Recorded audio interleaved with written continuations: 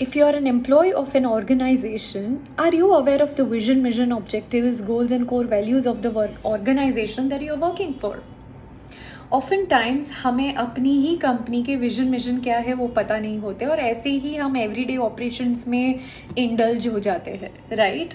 So today let's get to the fundamental understanding of the base of strategic management, which is understanding the vision, mission, goals, objectives and core values.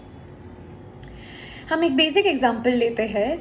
मान लेते एक छोटा 5 साल का बच्चा है जिसने सोच लिया कि मुझे बड़ा होके डॉक्टर बनना है. अब वो जो बनना है, the dream, the aspiration is a vision. Vision is what you want to become, what you want to achieve in life. So this kid wants to become a doctor, is a dream for him, and that is a vision. Now why he wants to become a doctor? क्यों बनना है? That why, the purpose behind it is a mission. So maybe उसको बनना है क्योंकि he wants to serve people, he wants to heal people, he wants to treat people with empathy. And that is his purpose, why he wants to become a doctor, which is a mission. Now, objectives and goals are how of the what and why. How he wants to become a doctor, how he will become a doctor. So how, the objectives is a macro level how. Now the objective is कि उसको doctor बनने के लिए 10th-12th की exam देनी पड़ेगी, NEET की entrance exam देनी पड़ेगी, फिर MBBS में एडमिशन मिलेगा. MBBS करने के बाद वो डॉक्टर तो बन जाएगा, लेकिन उसको अगर स्पेशलाइजेशन मान लेते पीडियाट्रिशियन बनना है तो और एक एग्ज़ाम देनी पड़ेगी. उसके बाद उसको अच्छी कॉलेज में शायद पीडियाट्रिशियन MD मास्टर्स करने के लिए एडमिशन मिले and then he can become a paediatrician, जो बच्चों के डॉक्टर होते हैं. अब ये सब करने के लिए अच्छी कॉलेज पे मेरिट के ऊपर एडमिशन लेने के लिए माइक्रो लेवल हाउ की ज़रूरत पड़ेगी, which is the goals. He need to define the goals on how he will achieve all these milestones and what goals he should have.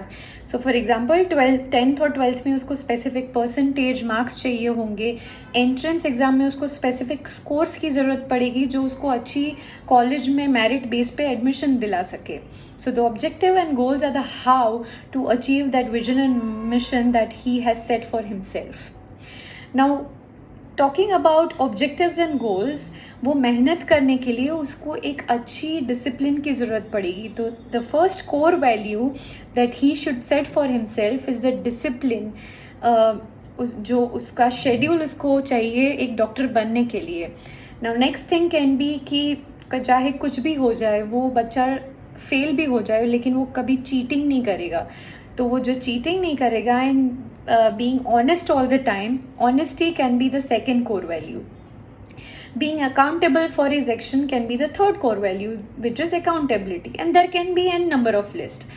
Now talking about this vision, mission, objectives, goals and core values, ये मैंने एक बहुत ही simple individual level पे example दिया है, but that is applicable in an organisational setup as well as within the project that you are working for as well.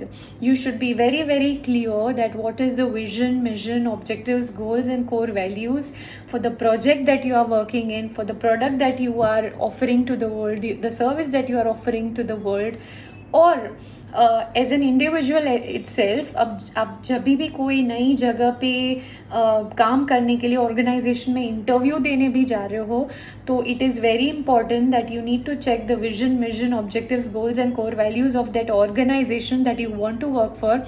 Because however big the brand name is, your individual vision, mission, core values should definitely align with that organization's vision, mission and core values.